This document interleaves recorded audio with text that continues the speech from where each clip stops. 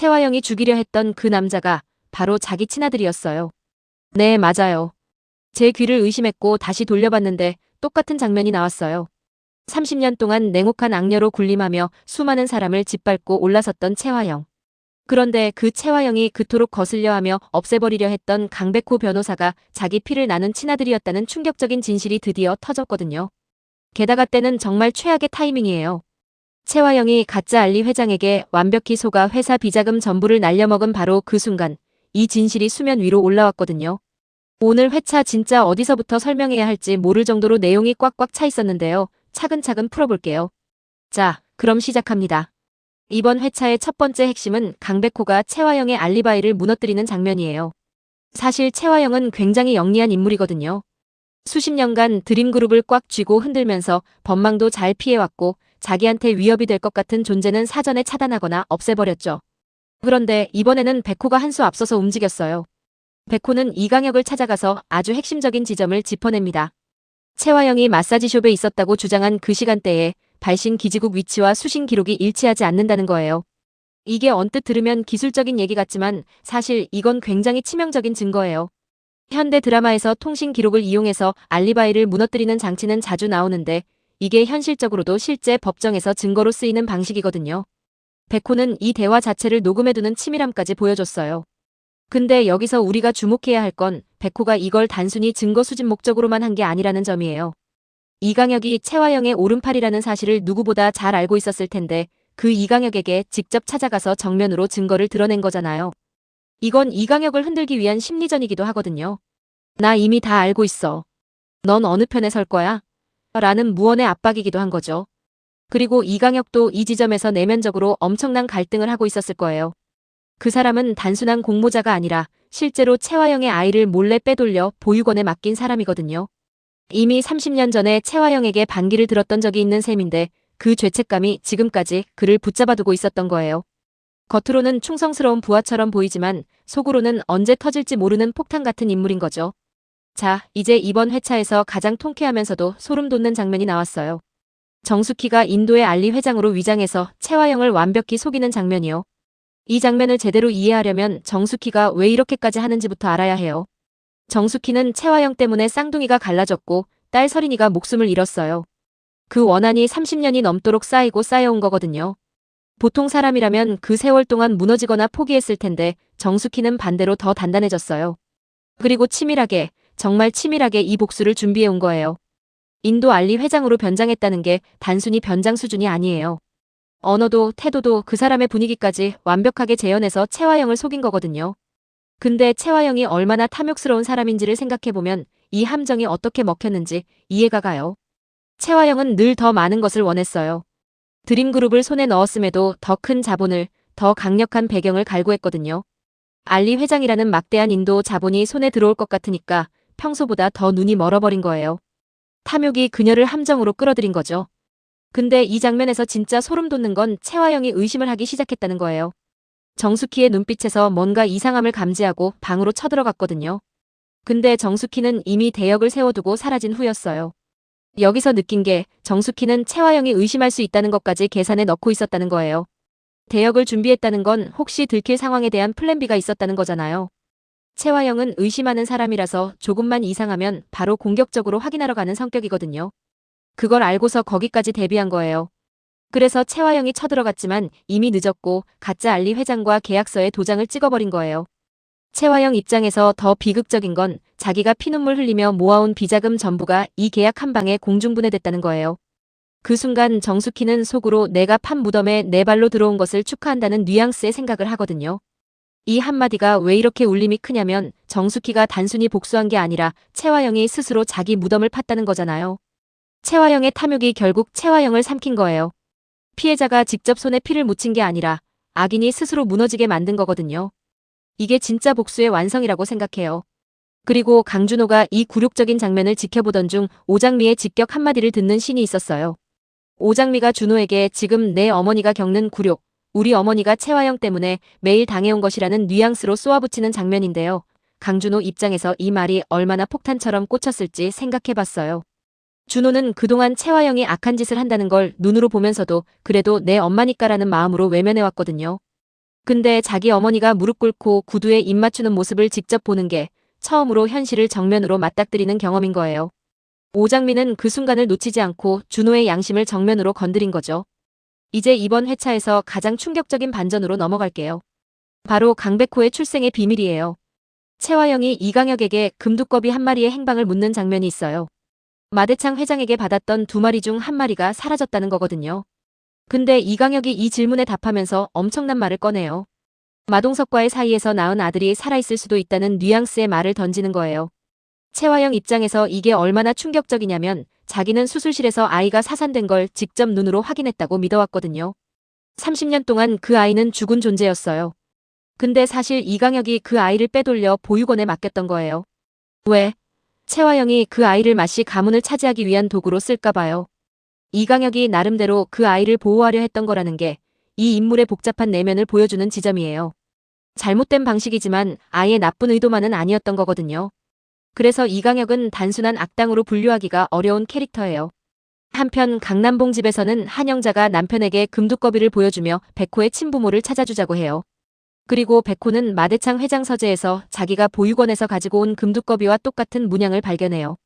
이 문양이 있으면 맛이 가문 사람이냐고 묻는 백호의 대사는 자기 출생에 대한 실마리를 잡기 시작한다는 신호거든요. 아직 백호 본인은 진실을 모르는 상태예요. 근데 시청자는 다 알고 있잖아요. 그 답답함, 조마조마함이 이 드라마가 주는 쫄깃한 재미 중 하나인 것 같아요. 그리고 이강혁이 30년 전 보육원에 맡긴 그 사내 아이를 직접 찾기 시작했다는 것도 나왔는데요. 이게 굉장히 중요한 복선이에요. 이강혁이 왜 지금 이 시점에 그 아이를 찾으려 하는 걸까요? 최화영이 궁지에 몰리기 시작하니까 이제야 진실을 털어놓을 때가 됐다고 생각한 건지 아니면 이미 최화영에게 어느 정도 알려버린 상황에서 백호를 선제적으로 보호하려는 건지 아직은 판단하기 어렵거든요. 이강혁의 움직임이 앞으로 전개에서 굉장히 중요한 키를 쥐게 될 것 같아요. 여러분은 어떻게 생각하세요? 이강혁이 지금 백호를 위해 움직이는 건지 아니면 또 다른 속셈이 있는 건지요? 댓글로 의견 남겨주세요. 이제 예측 대본 내용으로 넘어가 볼게요. 대본에서 굉장히 구체적인 시나리오가 그려지는데 충분히 실현 가능한 전개예요. 드림그룹 대표실에서 최화영이 이강혁을 불러 진실을 추궁하는 장면이 첫 포문을 열어요. 최화영은 사산됐다고 믿어온 아이가 살아있다는 말에 완전히 무너지는데요. 이 장면이 최화영이라는 캐릭터에서 굉장히 중요한 의미를 가져요. 최화영은 지금까지 어떤 상황에서도 흔들리지 않았거든요. 감정을 드러내는 법이 없고 항상 계산적으로 움직였어요. 근데 죽은 아이가 살아있다는 말은 그 단단한 갑옷에 처음으로 균열을 내는 말이에요. 근데 이게 단순히 모성 본능 때문만은 아닐 것 같아요. 최화영은 드림그룹의 정통성을 위해 마동석과 관계를 가졌던 인물이거든요. 그 아이는 마씨 가문의 핏줄이자 드림그룹의 진짜 상속자가 될 수 있는 존재예요. 그래서 최화영이 내 친아들이자 드림그룹의 진짜 주인이라는 뉘앙스로 반응하는 게 단순히 감정적인 반응이 아니라 탐욕과 모성이 뒤섞인 복잡한 감정이거든요. 어디까지가 진심인 모성이고 어디까지가 계산인지 알 수 없는 그 경계에서 최화영이라는 인물이 더욱 입체적으로 느껴지는 순간이에요. 그리고 이강혁의 고백 이후 최화영이 보이는 반응도 눈여겨봐야 해요. 30년 동안 자신을 속여온 이강혁에 대한 분노를 폭발시키다가 곧바로 내 아들이 어디 있냐로 방향을 트는 거거든요. 이 캐릭터의 본질이 어디에 있는지를 잘 보여주는 부분이에요. 배신에 대한 분노보다 자기 욕망을 채우려는 본능이 먼저 나오는 거잖아요. 그리고 강백호가 마대창 회장 앞에 금두꺼비를 내려놓는 장면. 마대창이 그 두꺼비 문양을 보고 손을 떠는 장면이 상상이 가거든요. 마씨 가문 직계에게만 전해지는 문양이라는 설정 자체가 이미 오래전부터 깔아둔 복선이었던 거예요. 백호가 보육원에 들어올 때 그 두꺼비 하나를 쥐고 있었다는 것도 아무것도 모르는 아이가 유일하게 가지고 있던 자기 정체성의 증거였던 거잖아요. 그 장면이 얼마나 울컥하게 그려질지 벌써부터 기대가 돼요. 여기서 잠깐 아직 구독 안 하셨다면 지금 눌러주세요. 다음 회차 리뷰도 바로 받아보실 수 있어요. 마대창 회장 서재에서 한영자가 유전자 검사 결과지를 들고 들어오는 장면 상상만 해도 소름이에요. 마대창이 금두꺼비 문양만 봤을 때는 반신반의했을 텐데 유전자 검사라는 과학적 증거가 나오는 순간 부정할 수가 없잖아요.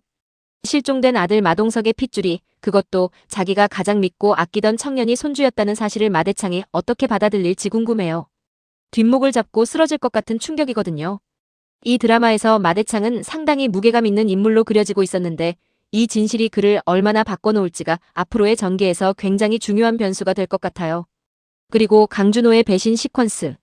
이게 충격적이기도 하고 어떻게 보면 예상 가능한 전개이기도 해요. 준호는 이번 회차에서 오장미의 말을 듣고 내면에서 뭔가가 무너지기 시작했거든요. 채화영이 가짜 알리 회장에게 속아 그룹이 흔들리자 드디어 채화영 대신 자기 살기를 선택하는 거예요. 진홍주와 염산월이 찾아와서 비자금 장부를 넘기면 자리를 보장해준다고 속삭이는 장면, 이게 준호에게 마지막 결정타가 되는 거거든요. 근데 준호의 배신을 단순히 나쁜 아들이라고 볼 수 없는 게 사실 준호도 채화영의 피해자 중 하나거든요. 채화영은 준호를 아들로서 사랑한 게 아니라 자기 목표를 위한 도구로 써왔어요. 준호가 그 사실을 어렴풋이 느끼다가 이번 회차에서 오장미의 말을 통해 명확히 인식하게 된 거예요. 그러니까 이 배신은 단순한 배신이 아니라 준호가 처음으로 진짜 자기 자신을 선택하는 순간이기도 한 거예요. 그게 옳은 방향인지는 모르겠지만 적어도 채화영의 그늘 아래서 벗어나려는 첫걸음이라고 볼 수 있어요. 드림그룹 로비에서 채화영이 완전히 무너지는 장면. 사기 계약 사실을 알고 분노하며 날뛰는 채화영 앞에 정숙희가 이번에는 변장을 벗고 본연의 모습으로 걸어 들어오는 거예요. 이 장면이 얼마나 드라마틱하게 그려질지 진짜 기대되는 씬이에요. 그동안 가발과 안경으로 얼굴을 가렸던 정숙희가 채화영의 눈앞에 진짜 자기 모습으로 서는 거잖아요. 채화영이 30년 전 묻어버리려 했던 사람이 살아서 바로 눈앞에서 자기 몰락을 바라보고 있는 거예요. 그 공포가 얼마나 클지 채화영이 느끼는 공포가 시청자에게까지 전달될 것 같아요. 정숙희가 채화영에게 하는 말이 굉장히 서늘하게 그려져 있어요. 30년 전 쌍둥이를 갈라놓고 딸 서린이를 죽음으로 몰았던 것의 대가를 지금 치르는 거라는 뉘앙스예요. 그리고 비자금이 전부 공중분해됐다는 사실까지 확인시켜주면서 이제 넌 빈털털이라고 말하는 거죠. 채화영이 마지막 희망처럼 아들 준호를 찾는 장면이 있는데 근데 준호는 이미 등을 돌린 상태예요. 이 장면이 채화영한테 진짜 최후의 일격인 거예요. 자기 수중에 남아있다고 믿었던 마지막 패가 없어진 순간이거든요. 기댈 돈도 없고 권력도 없고 아들까지 등을 돌렸어요. 그 순간 수갑을 든 형사들과 함께 강백호가 걸어 들어오는 거예요. 여기서 백호가 채화영을 체포하는 장면이 이번 회차 전체를 관통하는 가장 극적인 클라이맥스예요. 채화영이 수갑이 채워지는 순간 백호를 붙잡으며 내가 너를 낳은 친어머니라는 뉘앙스로 절박하게 외치는데 백호가 그 손을 차갑게 뿌리치는 거거든요. 눈물을 흘리면서도 채화영을 어머니로 받아들이지 않는 백호. 이 장면이 왜 이렇게 강렬하냐면 백호 입장에서 채화영은 피를 나눈 친어머니이기는 하지만 동시에 수많은 사람을 짓밟고 올라선 악인이거든요. 그 사람을 어머니로 받아들이느냐 말느냐가 아니라 법 앞에 세워야 하는 인간으로 대하는 거예요. 그게 오히려 더 깊은 상처와 더 고귀한 선택처럼 느껴지는 거죠.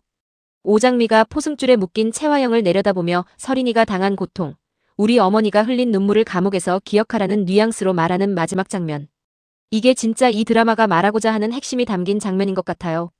악은 반드시 심판받는다. 피해자는 반드시 목소리를 되찾는다.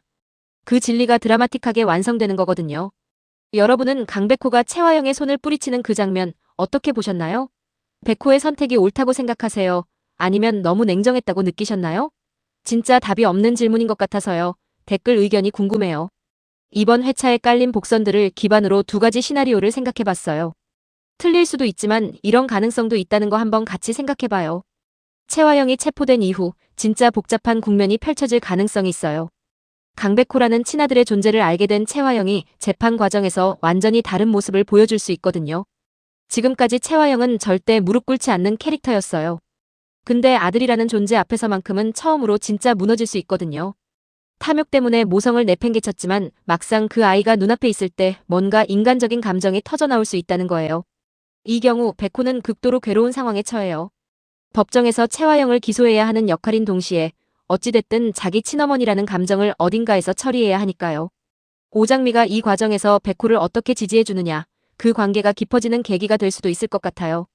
백호가 채화영을 법으로 심판하면서도 그녀를 어머니로서 온전히 증오하지는 못하는 이중적 감정을 끌어안는 방향으로 전개될 수 있다는 거죠. 이게 가장 인간적인 결말이고 시청자들도 가장 많이 울 것 같은 방향이에요. 근데 반대로 채화영이 이대로 쉽게 끝나지 않을 가능성도 있어요. 이 드라마에서 채화영은 늘 마지막 순간에 반전 카드를 쥐고 있었거든요. 30년 동안 드림그룹을 유지해온 인물이 아무런 보험 없이 움직였을 리가 없잖아요. 가능성 있는 카드가 하나 있어요. 이강혁이 30년간 채화영을 위해 일하면서 쌓아온 비밀들이 굉장히 많을 텐데 이강혁 자신이 이미 그 비밀들을 어딘가에 숨겨뒀을 가능성이에요. 채화영 입장에서는 이강혁이 배신자가 됐지만 동시에 이강혁의 입으로 공개될 수 있는 채화영의 약점들이 존재할 수 있어요. 이강혁이 백호의 출생을 숨겨왔다는 사실 자체가 채화영한테는 오히려 법적으로 공범 관계를 증명하는 소재가 되기도 하거든요. 채화영이 이강혁을 협박해서 자기에게 유리한 증언을 끌어내려 할 수도 있어요. 또는 채화영이 드림그룹 내부에 자기만 아는 비자금 장부나 증거 파일을 숨겨뒀을 가능성도 있고요.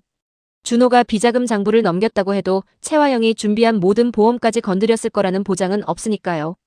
채화영이 감옥에 들어가기 전에 마지막으로 한 방을 터뜨리는 전개 충분히 가능하다고 봐요.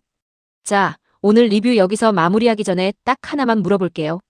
강백호는 결국 채화영을 어떻게 선택할까요?